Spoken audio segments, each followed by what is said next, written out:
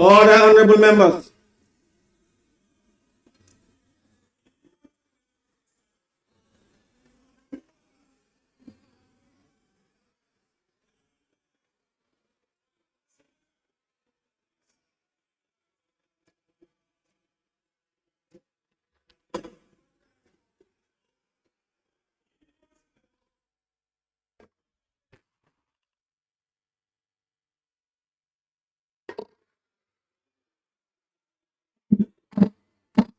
Honorable members, order, please. Honorable members, order. The member for Stanley, please take your seat.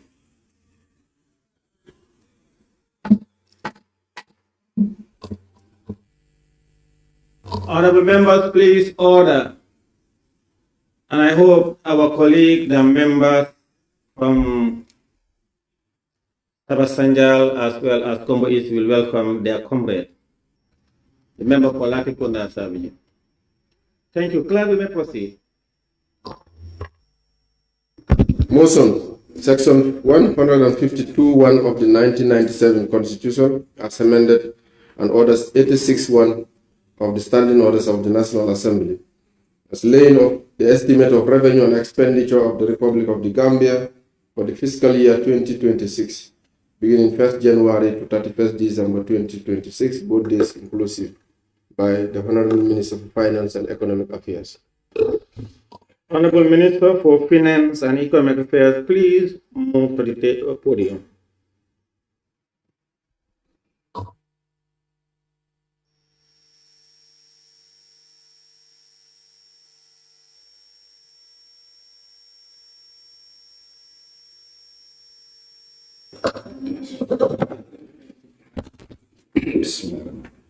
Good morning, Honorable Speaker, members of the August Assembly. I rise before this August Assembly to discharge a fundamental constitutional mandate as prescribed by Section 152 of the 1997 Constitution, amended, and the Public Finance Act of 2014. It is my solemn duty to honor to hereby present for the diligent consideration and approval of this House the draft estimate of revenue and expenditure for the fiscal year 2026. The budget we present today is a strategic blueprint for our nation's progress and anchored in the theme, improving the well-being and quality of life of Gambians. This principle guides our three core objectives: to sustain macroeconomic stability through prudent fiscal policies, to deepen structural reforms for a resilient economy, and to strengthen public financial management for the efficient use of our national resources. Hence, investment in human capital sectors such as health, education, agriculture presents a significant part of the budget. Our economy continues to demonstrate commendable resilience. In 2024, real GDP grew by 5.3%, and we project the growth to accelerate to 5.9% or almost 6% in 2025, and stabilizing at a sustainable level of 5.5% in 2026. This growth trajectory is underpinned by strategic investment in infrastructure, a strong recovery in tourism, and stable performance in trade and finance. Our fiscal consolidation efforts are bearing fruits. The budget deficit for the 2026 is projected to be one of the lowest in the years. In fact, a mere look at it is that on the GLA part, we have a deficit of 0.3% of the GDP, and these represent the lowest deficit in the last 5 years. And for all funds, that is donor funds and GLF combined, the deficit is 1%, and is the lowest in the last 10 years. Honorable Speaker, a review of the 2025 budget implementation. As of August, budget execution stands at 61%, reflecting a strategic focus on expenditure containment. While spending on personnel emoluments and subsidies have been high, allocation for goods and services and capital expenditure have been prudently managed. Revenue performance has been mixed. Domestic revenue at 18.58 billion fell short of its target, primarily due to the underperformance of the non-tax revenue. However, the tax revenue outperformed expectations, reaching 16.55 billion, which is a surplus of 2.3 billion or 16.3% above our projections, driven by robust collections from corporate goods and services and international trade taxes. For the remainder of 2025, we will maintain strict expenditure control to stay within the approved budget, even as we meet essential commitments on salary, debt services, and subsidies. Honorable Speaker, the 2026 budget is built on a foundation of strong revenue performance over the recent years and will maintain the strict expenditure controls. We project total revenue and grants at 35.87 billion for the government local funds, which is an increase of 11.7%. This will be driven by a significant 28% growth in tax revenue to be achieved through enhanced compliance, digital solutions like electronic invoicing, the new IT-enabled rental income tax system, and the introduction of revenue assurance for telecom and fintech. Key policy adjustments will deepen compliance and reforms in the tax administration, which will leverage on digital technology. Total expenditure and net lending are projected at 36.49 billion, which is a 13% increase. And the key allocations include a 16.36 rise in personnel emoluments amounting to 10.29 billion, covering housing allowances, promotions, and an expanded workforce. B, a 24% increase in subsidies and transfers to 8.01 billion, primarily for the energy, infrastructure, and agriculture, and subvention to our health and education sectors. Necessary provisions for critical election-related expenditures and infrastructure-related projects. Debt service continues to attract a large portion, about 30% of our expenditure budget, amounted to 13.5 billion in 2026, from 11.07 billion in 2025, which is an increase of 22%. Combined allocation to human capital related expenditures, sectors of education, health, and agriculture amount to 10.82 billion, or 25% of the government local fund expenditure budget. And on this, we will highlight a significant shift towards our belief in investing in agriculture.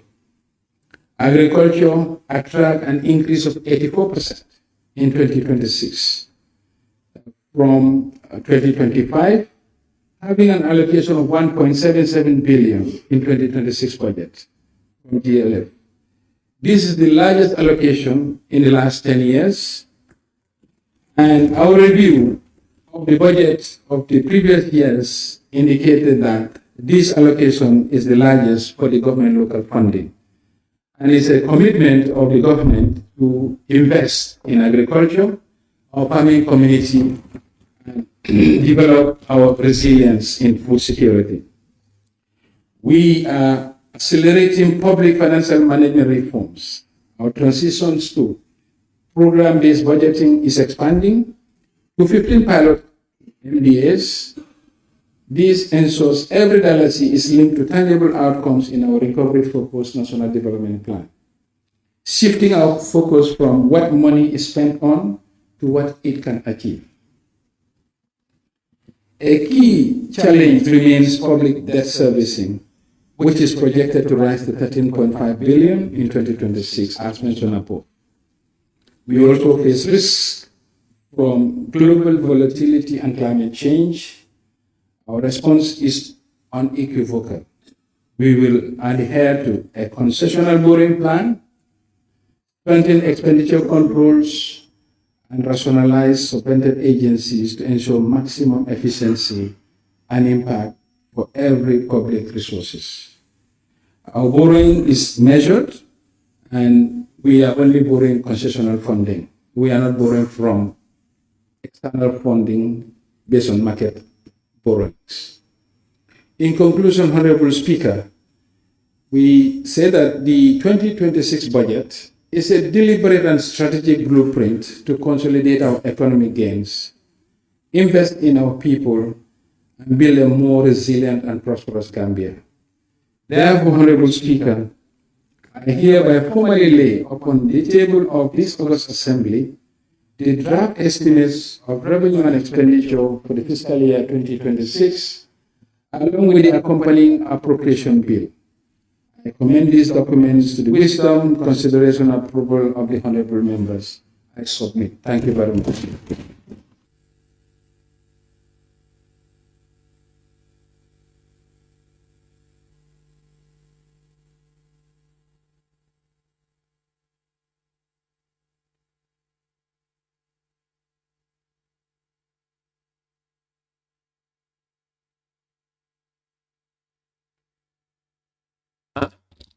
Yes, but maybe that was the occupation bill will be later, not now. Any second then? Member for Lower Assembly? Thank you, Honorable Speaker, for that observation. I rise to second the motion.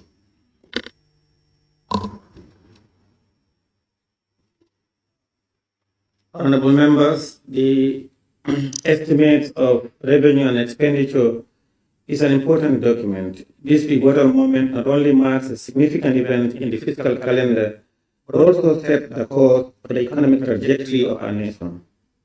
It set out the macroeconomic variables of the country in relation to revenue and expenditure of the Gambia and the programs it intends to execute to improve the conditions of life of the citizens for the year under review.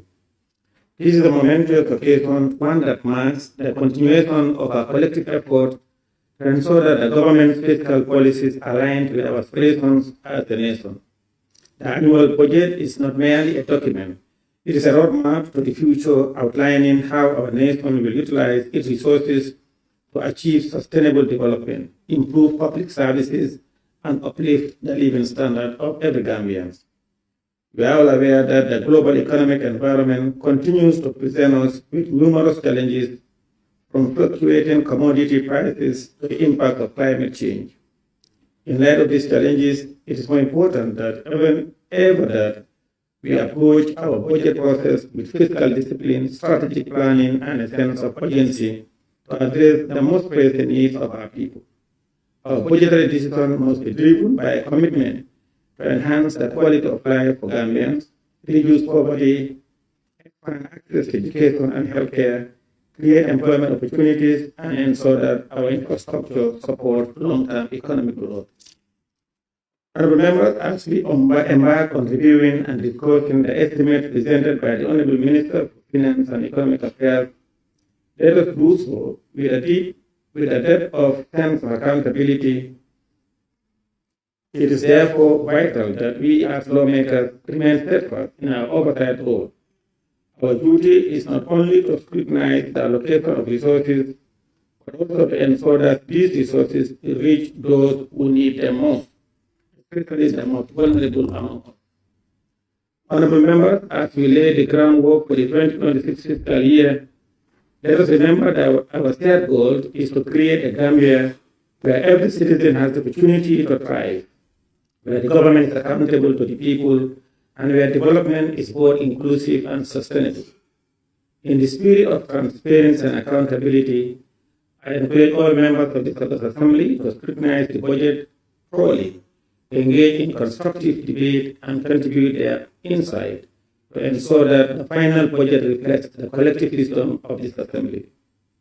Cognizant of this reality and of the provision of Order 86, 6A and B of the Standing Orders, the sitting will be adjourned to give members adequate time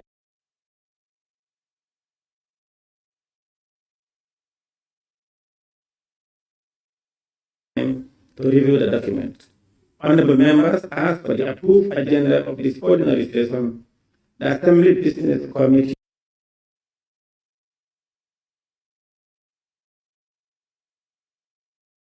the ABC has scheduled Wednesday, 19 and Thursday, 20th November 2025 for consideration and debate proper on the 2026 estimates, while the Committee of Supply would commence on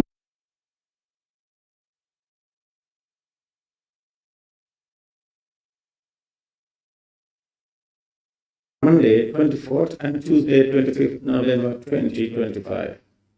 Before putting the question, I want to announce for the general information of members that the pre-budget training retreat is scheduled for the period tomorrow, Saturday, 1st November to Tuesday, 4th November 2025 at Boston.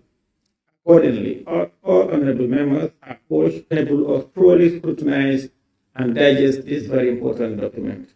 On that note, I now put that question. Be resolved that this August Assembly do stand adjourned until Wednesday, 19 September 2025. Those in favor, please say aye.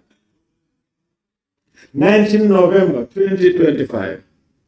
Those in favor, please say aye. Those not in favor, please say no. The ayes have it. This Assembly, order, honorable members.